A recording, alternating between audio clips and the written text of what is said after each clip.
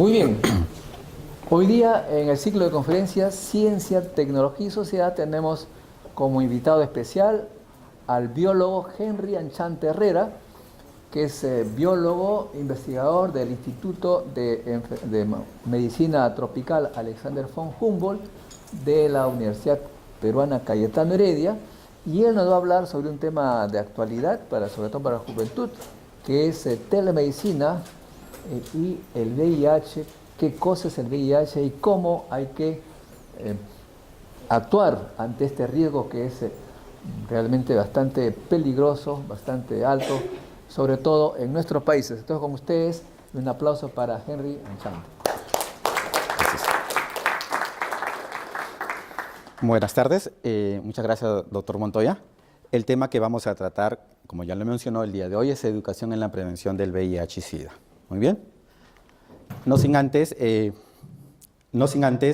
mencionar que el Instituto de Medicina Tropical Alexander von Humboldt cuenta con un grupo de investigación en telemedicina coordinado por la licenciada Lady Murrugarra, en la cual se ven estos temas de cursos a distancia, diagnóstico por imágenes. Se ha desarrollado un software para la detección temprana de Mycobacterium tuberculosis en pacientes de aquí en Perú, entre otros trabajos realizados. Uno de ellos que quiero mencionarles es que se ha diseñado, se ha elaborado un curso a distancia sobre la prevención en VIH-Sida. Esta es una plataforma tecnológica bastante sencilla para que usuarios, no solamente del rubro de ciencias, sino también personas en general, puedan acceder a esta plataforma tecnológica y afianzar sus conocimientos en relación a la prevención en estas enfermedades. Esta plataforma tecnológica tiene varios módulos en lo que se habla de epidemiología del virus, la biología del virus también, factores de riesgo de la enfermedad, tratamiento, prevención y el soporte. En la presentación va a estar la página web de esta plataforma, que les va a servir a ustedes para tener una información adicional a lo que ya vamos a recibir en unos minutos. Y les pregunto a ustedes, ¿qué entienden ustedes por VIH? ¿Qué entienden ustedes por SIDA? ¿Es lo mismo? ¿Son términos, son sinónimos o son distintos? Usted, por ejemplo, ¿qué entiende usted por VIH? ¿Qué significa VIH?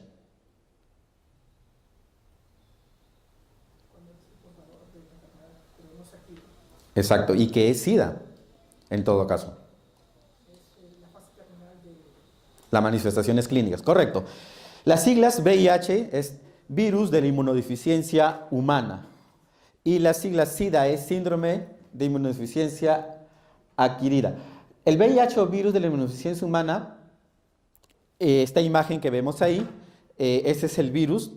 Este virus tiene una cápsula bastante resistente y en su interior vemos el material genético. Este material genético, al ingresar en el cuerpo, en el humano, va a infectar unas células que nos sirven a nosotros como protección, los linfocitos TCD4. Y este virus va a adueñarse del DNA de estas células para poder replicarse y producir más virus. Y de esta manera destruir las células de CD4 y infectar otras más. Por eso que en esta enfermedad nosotros vemos que las células TCD4 disminuyen, haciendo que otras enfermedades oportunistas puedan ingresar al organismo del paciente. Y SIDA ya es una etapa. Por favor, a las 2:20 debo sacar todo esto, de modo que aquellos que no han firmado, no han sacado su papel, lo hagan en este momento. Bien. Y bueno, y SIDA viene a ser las manifestaciones clínicas concomitantes con otras enfermedades. ¿Por qué es importante conocer el VIH y SIDA? Quiero mostrarles estadísticas a nivel mundial de la infección por este virus. Por ejemplo, las personas que viven con el virus son 36.7 millones, siendo en adultos 34.9 y en mujeres 17.8. Nuevas infecciones por el VIH en el 2015 es 2.1 millón y se ocurren 6.800 nuevas infecciones diariamente. Las defunciones por el SIDA en el 2015 van de 1.1 millones, en adultos 1 millón y en menores de 15 años llegan a 110.000. Y hay 5.700 muertes diarias por esta enfermedad. Es por ello que ONU-SIDA ha establecido estrategias para poder minimizar y erradicar esta enfermedad en el mundo. Y se ha planteado 10 objetivos que conforman en la reunión realizada el año pasado, en diciembre, de estos grupos de expertos, que va desde el 2016 al 2021. El objetivo de llegar en el 2030 a erradicar la epidemia del SIDA, con 0 nuevas infecciones, 0 discriminación y 0 muertes relacionadas con el SIDA. Ese es el objetivo que enmarca lo que es la estrategia ONU-SIDA de 2016 al 2021. ¿Y qué datos tenemos en el Perú? ¿Cuántas infecciones tenemos al año? El número de personas que viven con el VIH son 66.000. La prevalencia en adultos es del 0.3 y en niños de 0 a 14 es de 1.100. Y las defunciones por esta enfermedad en nuestro país anualmente es de 1.600. ¿Por qué es importante informar esta enfermedad a los adolescentes, a los jóvenes? La hipótesis del inicio de este virus, de cómo infectó en el humano, fue en África, en el Congo. Se transmitió a través de un chimpancé, un primate, a una persona. Y actualmente el SIDA puede afectar a cualquier persona, cualquier género, cualquier edad, y se transmite por 3 vías principalmente: la vía sexual, la vía sanguínea y la perinatal o vertical.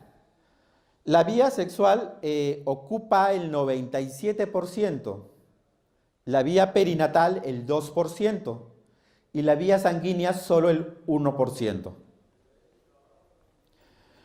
Entonces, si la vía sexual es la que tiene mayor posibilidad de contagio con el VIH, entonces las estrategias deben estar enmarcadas en este punto, ¿no? Para disminuir o eliminar el riesgo. ¿Cómo no se contagia el VIH?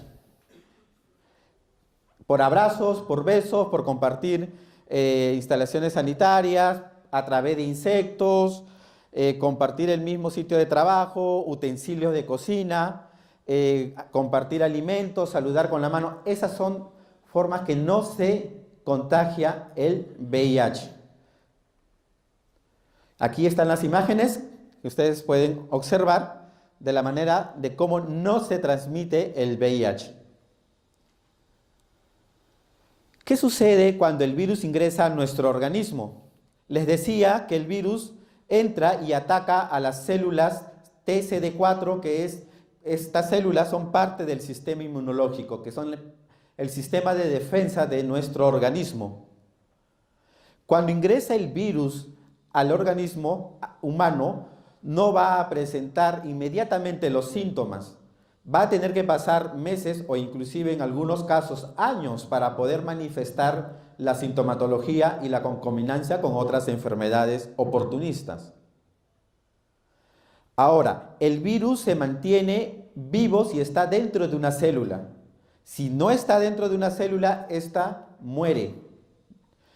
Y es muy lábil con determinadas sustancias como el cloro, el éter o el alcohol, y a temperatura de mayores a 56 grados Celsius.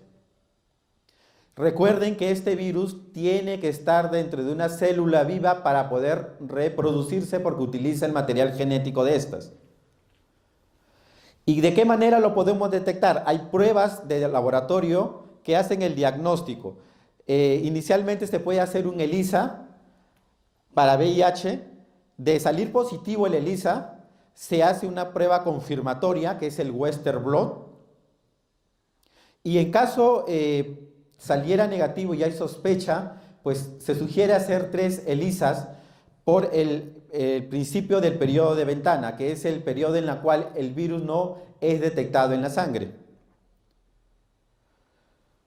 ¿Por qué hacerse el examen?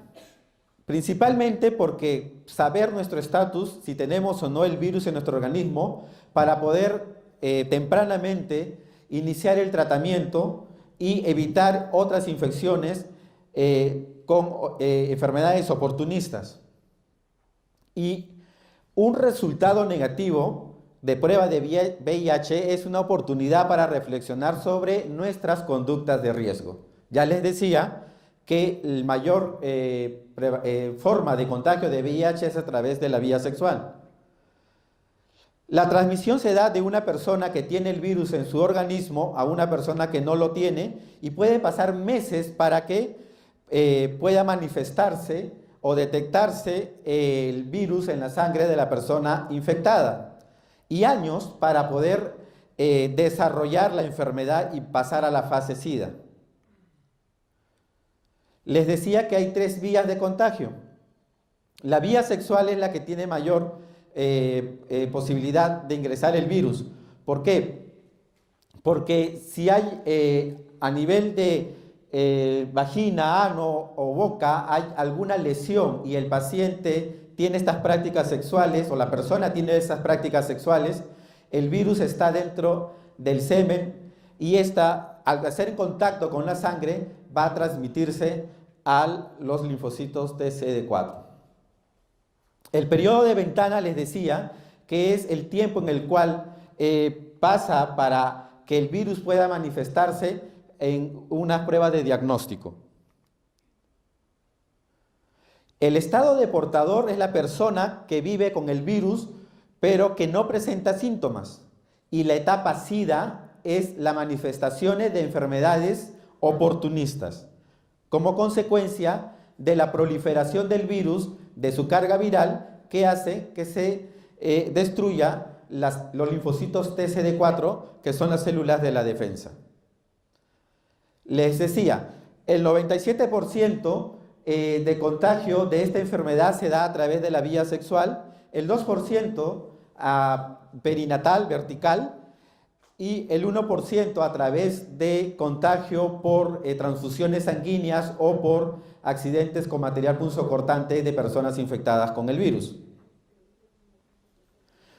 Las relaciones sexuales sin protección tienen una alta probabilidad de transmitir el VIH. Les decía que estas, si tiene la persona lesiones microscópicas y el paciente que tiene el virus en el semen, puede infectar a la persona a través de estas lesiones microscópicas, que no se pueden ver a simple vista.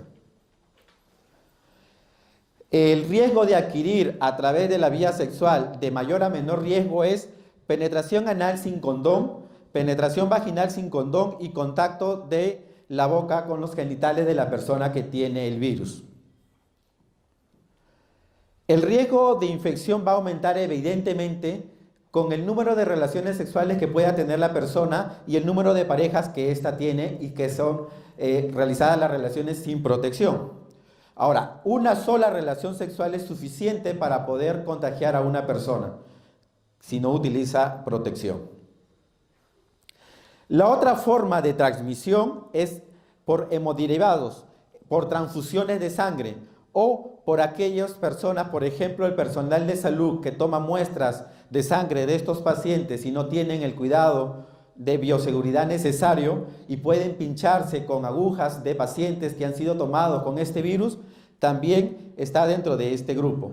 También las personas que van a hacerse tatuajes en aquellos lugares en donde no tienen las condiciones higiénico-sanitarias adecuadas, y que no esterilizan los materiales punzocortantes, también hay un riesgo de contagio a través de esto. Y en la transmisión vertical hay tres maneras: a través o durante el embarazo, por el cordón umbilical o la placenta, o en el parto, por el contacto de la sangre en el bebé, y después del parto, en el caso de cuando empiecen a lactar. Por eso es que es necesario y ya se pide el examen de VIH en personas que tienen embarazo o que a las personas que se van a casar. ¿Qué es lo que significa SIDA? Es un síndrome. ¿Y qué es síndrome? Es un conjunto de enfermedades oportunistas que van a afectar diferentes órganos de nuestro organismo, como el cerebro, pulmones, riñones, estómago, etc. ¿Y qué es inmunodeficiencia? Les decía que el virus ingresa a las células TCD4 y la destruye. Entonces hay una deficiencia del sistema inmunológico. ¿Y qué es adquirida? Adquirida porque se va de persona a persona. Se transmite este virus a través de infección de una persona hacia otra persona. ¿De qué manera nosotros podemos prevenir esta infección? La manera más eficaz, digamos, de poder evitar esta infección es la ausencia de actividad sexual o la abstinencia, ¿no? Ese es totalmente seguro que evita el contagio de esta enfermedad. Y esta medida puede ser de una manera temporal o definitiva. ¿Qué otra manera nosotros evitamos el contagio de este virus? Pues si tenemos una pareja debemos ser fieles. La fidelidad es vital para poder evitar estas enfermedades, y no solamente el VIH, sino también otras enfermedades de transmisión sexual. Y otra cosa importante que es, debemos de utilizar correctamente el preservativo, en el caso del varón, porque a través de ello, si nosotros no nos colocamos el preservativo adecuadamente, podemos romper en el proceso del acto sexual y transmitir estas enfermedades. Ahora, este preservativo, el condón, es de un solo uso, y justo en las diapositivas que vamos a ver aquí, es cómo debemos de colocar el preservativo. Hay una técnica, no es que me lo voy a colocar como sea, ¿correcto? Nunca abran el preservativo con tijeras, con los dientes, con ningún objeto punzocortante. ¿Por qué? Porque pueden dañar la protección que les va a brindar el preservativo. Es importante también verificar la fecha de vencimiento. Hay preservativos que tienen una fecha de vencimiento. Si ustedes utilizan un que ya venció, hay una probabilidad de que este preservativo no les va a proteger.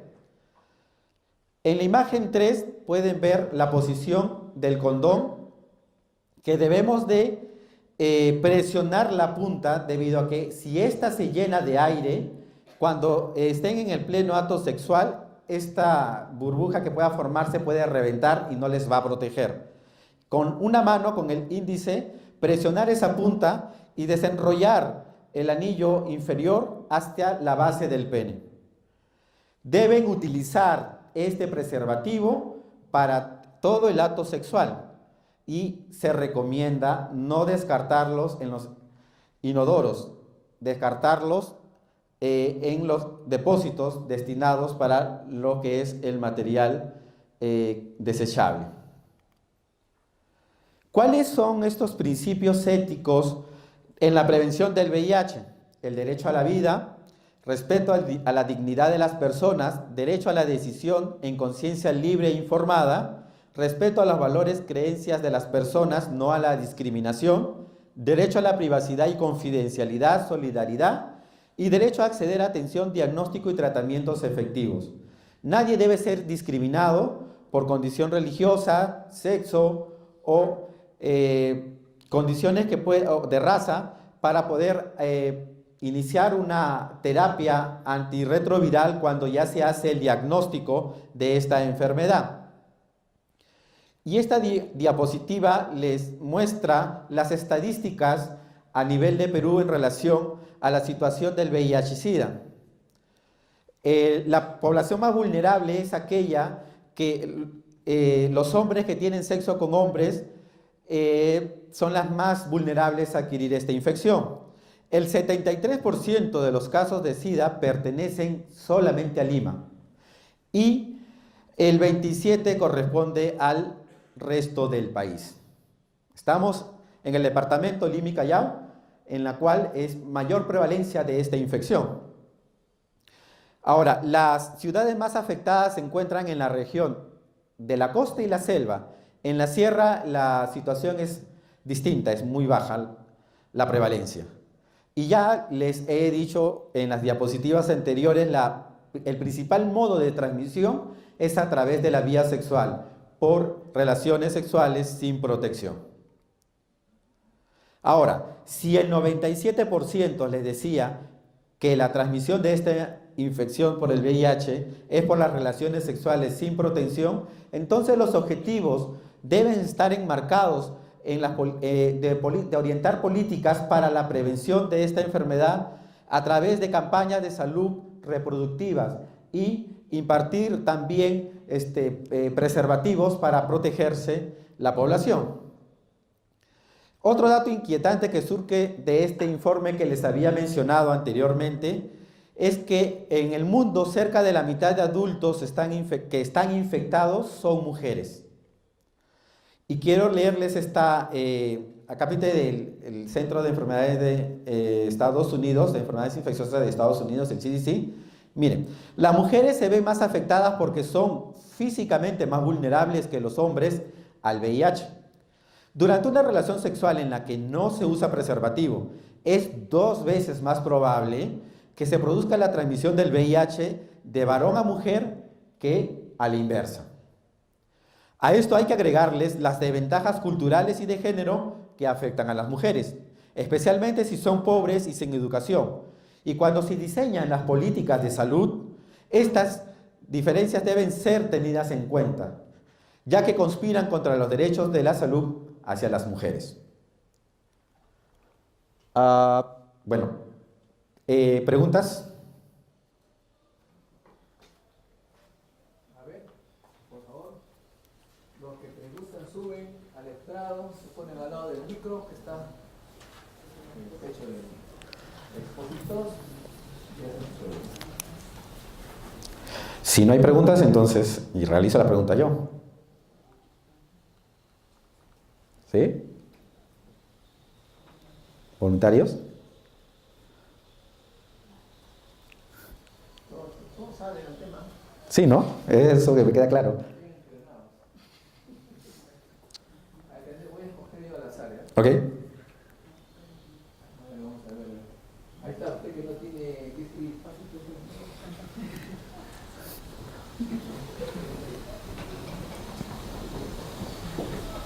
Nombre, especialidad.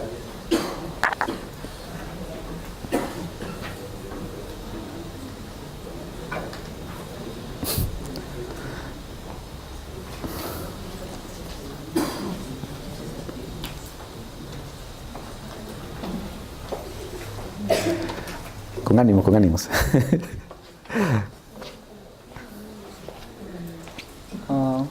Mi nombre es Alexander y estoy de la especialidad de química.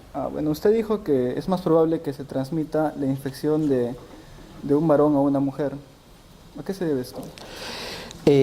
La fisiología del cuerpo de la mujer es mucho más delicada en relación al cuerpo del hombre. Y en el momento del acto sexual hay una fricción que hace que produzca lesiones microscópicas que puedan hacer posible que el virus pueda ingresar al organismo. ¿Recuerden?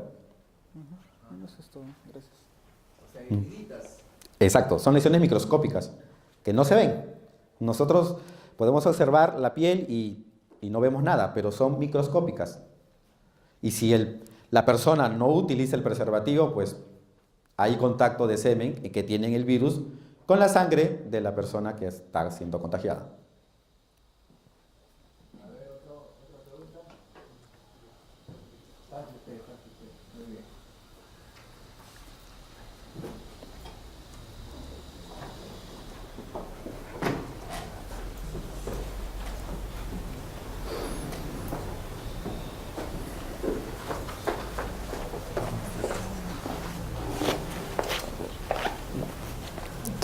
Ya, Nombre.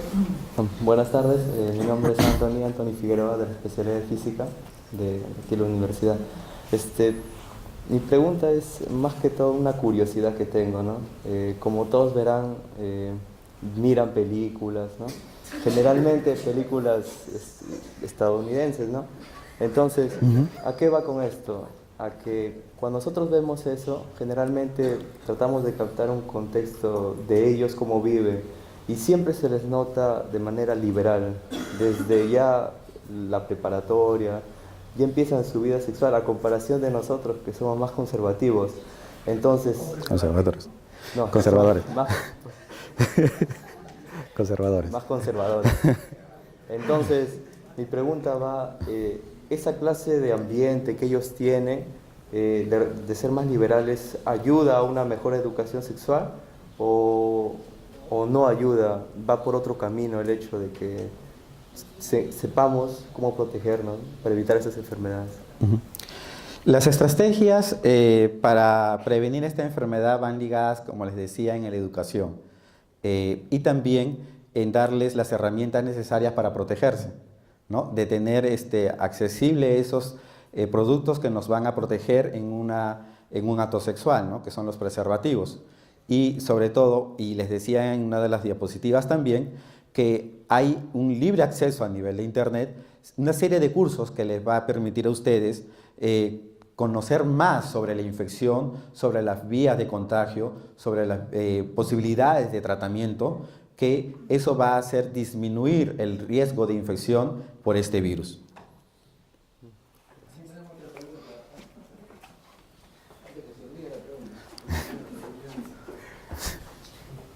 Hay muchas preguntas. Sí. Eso es bueno. Sí, buenas tardes. Buenas tardes. Una consulta, ya que se vio toda la enfermedad en sí y los síntomas, por ejemplo, profesionalmente, ¿qué tan viable es encontrar una cura o un tratamiento que sea asequible? Porque la mayor cantidad de muertes que hay afecta más que todo a la mayoría que no tiene fácil acceso a los medicamentos o a ser tratable la enfermedad. Por lo que se ha visto que ciertos laboratorios están desarrollando o tratan de desarrollar una cura para el SIDA, pero ¿qué tan probable es de que la cura sea en esta década o en qué tanto tiempo será? Gracias. Ok. La vacuna que se está desarrollando todavía está en las primeras fases. Para el desarrollo de una vacuna no es de un día a otro o de un año a otro, toma su tiempo, que puede ir de 10, 15 o 20 años. Entonces hay grupos, tanto en Europa como en América, que están desarrollando estos tipos de vacunas. Pero para aclarar algo, el virus del VIH, cuando ingresa a nuestro organismo y pasa el tiempo necesario y pueden manifestarse enfermedades oportunistas, hay posibilidad de poder, digamos que, salvar a la persona, porque en el instituto, en el Ministerio de Salud hay medicamentos destinados para contrarrestar el avance del virus. ¿Qué sucede? Que muchas personas o no quieren o tienen temor a hacerse su diagnóstico. Ese es fundamental, porque si no se hacen un diagnóstico a temprana edad, pueden todavía tener una posibilidad, una probabilidad de que con el tratamiento puedan permanecer mucho más años. Hay pacientes que vienen ya en la fase SIDA y se les hace el diagnóstico en esta fase. Entonces, lastimosamente, las enfermedades concomitantes, oportunistas, llegan a matar a los pacientes. El CD4, por ejemplo, es un indicador. Les decía que los linfocitos TCD4, que son parte de las células de la defensa de nuestro organismo, hay un indicador, si esta es baja sobre 200, el paciente ya debe de iniciar el tratamiento antirretroviral llamado Targa. Y tiene que ser con un seguimiento de por vida. Hay pacientes que ya llegan con CD4 de 4, de 10, de 15 y con un montón de enfermedades en su organismo que en pocos días los llega a matar. ¿Alguna otra pregunta? Pase, pase.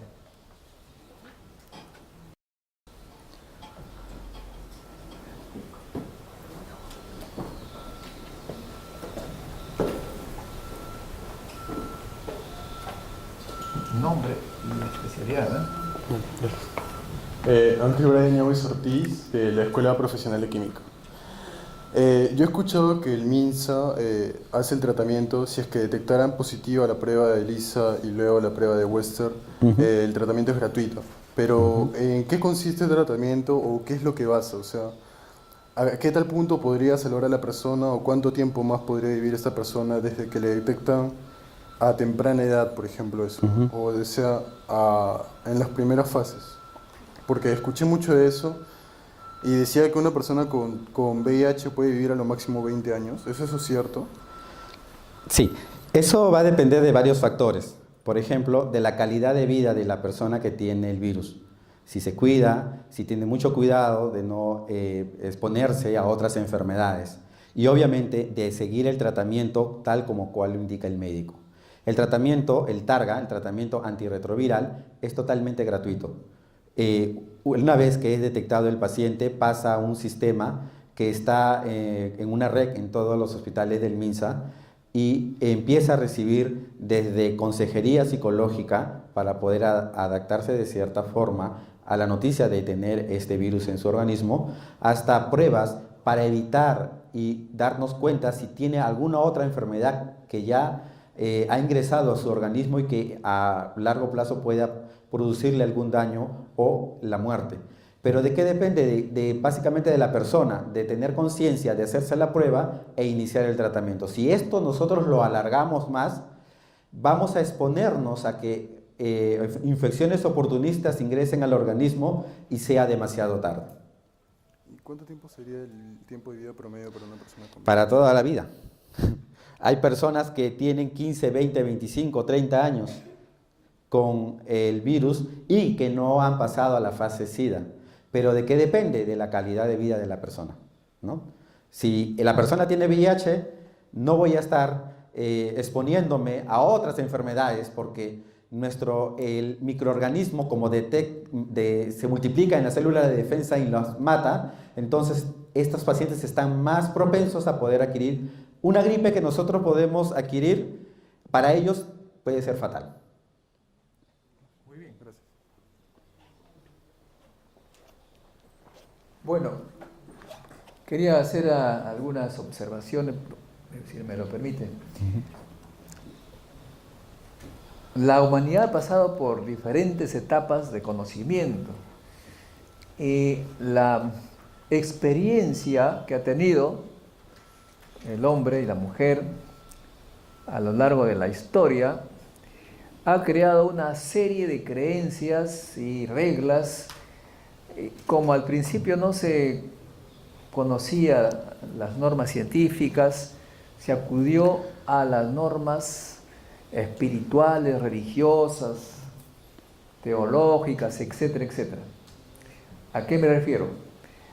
Hace unos 4000 años aproximadamente, había comunidades, pueblos, pequeñas poblaciones que desaparecían completamente y otras seguían normal en la historia. En esas épocas los dirigentes políticos eran también los religiosos y se dieron cuenta que las poblaciones que desaparecían lo hacían por enfermedades raras y que la relacionaron con una costumbre de estos pueblos que era la promiscuidad. Por ejemplo, en la religión judeo-cristiana se habla de Sodoma y Gomorra, que allí desapareció totalmente, toda una historia. Eso se debe básicamente a que en esa época efectivamente había ese problema de poblaciones promiscuas que desaparecían, no por el SIDA, sino por una serie de otras enfermedades sexualmente transmisibles, pues hay la sífilis, la gonorrea y una serie de otras, innumerables, ¿no es cierto? Muy bien, entonces sale una regla muy sencilla de los religiosos y todo lo ponen a nombre de Dios, ¿no? Dios nos ha dado un mandamiento, no desear a la mujer de tu prójimo, etc. Nos empujan hacia la fidelidad, pero de un punto de vista no científico, sino una intuición religiosa. Jamás Dios dijo nada al respecto, pero el tema es que había consecuencias prácticas de la promiscuidad. Luego vino el periodo de la ciencia, se inventó los antibióticos, la penicilina, y entonces los norteamericanos ya se podían curar sin problemas y declararon en los años 50 el amor libre, porque antes de eso eran muy fieles también, porque las enfermedades eran tremendas, morían de enfermedades raras y muy feas, la sífilis, por ejemplo. Con el descubrimiento de los antibióticos, la penicilina, dijo, ahora sí estamos a salvo, podemos darnos la gran vida, ¿no es cierto? El amor libre, todos contra todos, hasta que llegó el SIDA y que no había forma de curarlos, y los gringos ahora están entre los más fieles de todo el planeta, porque los gringos son bien estrictos para la salud. Si ven un riesgo, se ponen a derecho. Esto es muy importante. Entonces, el hecho de que en tiempos pasados todo se ponía a nombre de Dios, aunque Dios no dijo nada al respecto, y además no solamente el tema de las enfermedades sexualmente transmisibles, sino también, por ejemplo, los judíos, saben ustedes que no pueden, no comen mariscos, cosas, eso, lo que se llama los frutos de mar. ¿Sabían eso o no? Sí, ¿no es cierto? ¿Por qué? Porque los desiertos de Israel, donde hace mucho calor, sacaban estos productos de mar, los mariscos, por ejemplo, y después de unas cuantas horas consumían estos mariscos, y con el calor inmediatamente hay una serie de toxinas que son letales. Entonces los dirigentes religiosos dijeron, esto también Dios ha prohibido, no se debe comer los mariscos. Hasta ahora, aunque ya hay refrigeradoras, se han quedado con esa costumbre. Lo mismo ocurre con el chancho. En esos lugares, el chancho, pues era el transmisor de la triquina, y ahora se llama también la cisticercosis, que es una enfermedad fatal. Y claro, como nuevamente le echaban la responsabilidad a la espiritualidad, dijeron, Dios ha prohibido comer chancho. O sea, todo le ponen a la cuenta de Dios, ¿no? Realmente lo que se trata es de resultados empíricos. Los religiosos, que eran los dirigentes políticos, se daban cuenta que ciertos comportamientos producían consecuencias aquí en la tierra. No es necesario esperar el juicio final.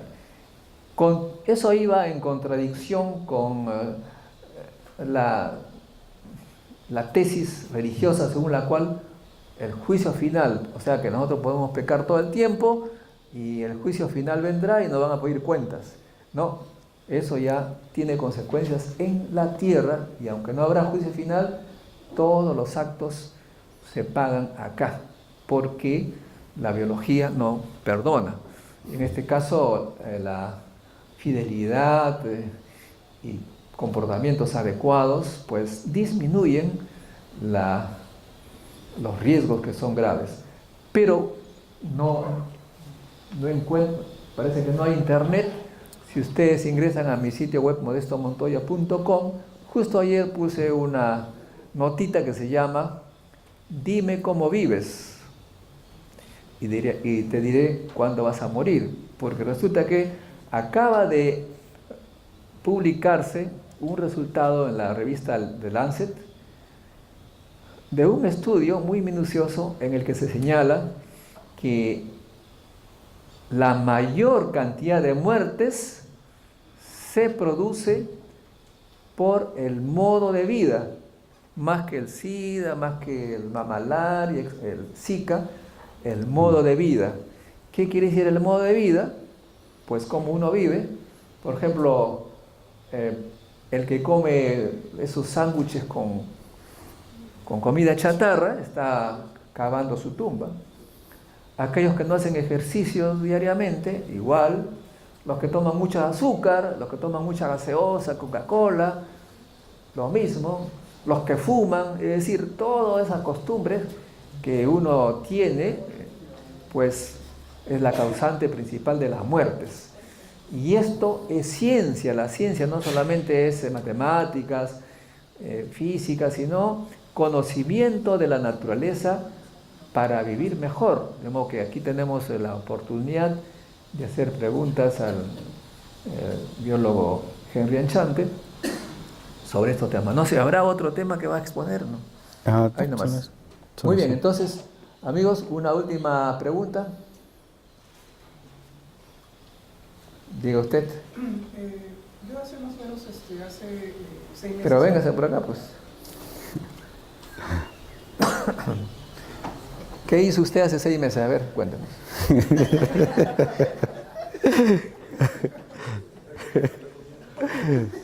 Por acá, por acá. Confiésese. No, una curiosidad que vi es siempre, bueno, como el doctor Montoya dice, siempre hay que estar informado no tan solo en el ámbito de física, que es mi rama, sino en todo. Y hace un par de meses vi de que había personas de que eran inmunes al VIH, de que de forma natural eran, no podían llegar a la etapa de SIDA. Y quería saber cómo se podía dar eso. O sea, cómo la sangre o sus células eran capaces de contener al VIH. Bueno, si es que podría despejar la duda. Gracias. Sí, sí es cierto. Hay casos, inclusive de personas, de parejas que tiene uno de ellos el virus y el otro no, y no se contagian. Es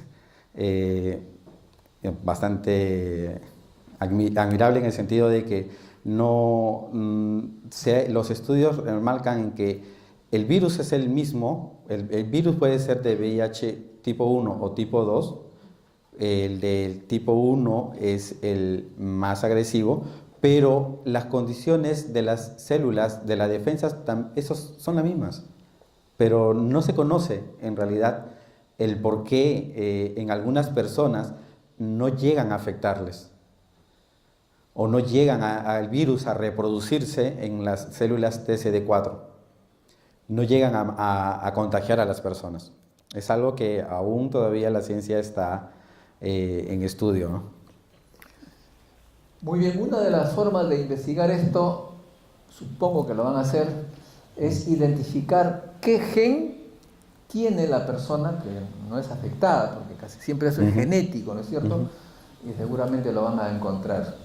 Quería señalarles también que los seres humanos que han podido sobrevivir justamente han sido aquellos que han mutado o han tenido un gen que les permite defenderse contra el ambiente. Hay muchos ejemplos, pero me viene a la memoria el caso de la malaria. Ustedes saben que la malaria en el África es una cosa común, pero los africanos no tienen problemas con la malaria, mientras que acá en América los indígenas peruanos sí son pues víctimas de esta enfermedad. ¿Por qué los africanos no tienen problemas? Porque justamente han sobrevivido aquellos que podían sobrevivir en un mar de malaria.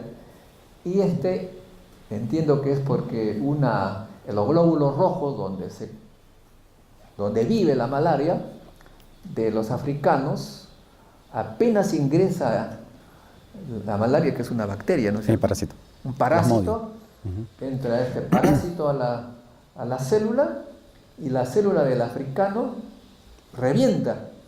Entonces este parásito se queda sin casa. Mientras que nuestros glóbulos rojos son más resistentes, pues le damos una casa segura a la malaria que se multiplica. De modo que sí, hay una serie de casos en que por evolución y mutación las personas se resisten a determinadas agresiones naturales, enfermedades.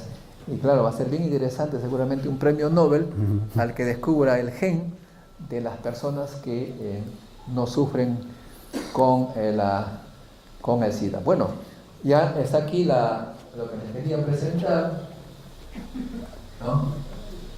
Desde aquí, vive como vives, ¿no? ¿Está? Es uno de los tantos ejemplos. Aquellos que comen manzana estarán sin vientre, y los que estén con esas comidas raras estarán con vientre. Esto es una de tantas consecuencias, porque esta publicación, si la ven allí en mi sitio web, van a ver pues que básicamente la manera como uno vive determina cuánto va a vivir y en qué forma va a tener problemas. Muy bien, ¿algunos finales comentarios? Sí, si ustedes desean seguir ese curso que les había comentado en línea sobre prevención del VIH y ITS, infecciones de transmisión sexual, escriban el grupo de telesalud del www.upch.pe y ubiquen en el área donde está el Instituto de Medicina Tropical, y ahí está el grupo de investigación desglosado en una de las partes de la página web, y ahí pueden estar mandando el correo para si desean ustedes ingresar a este curso, que es totalmente gratuito y va a emitir un certificado al finalizar el curso. Muchas gracias.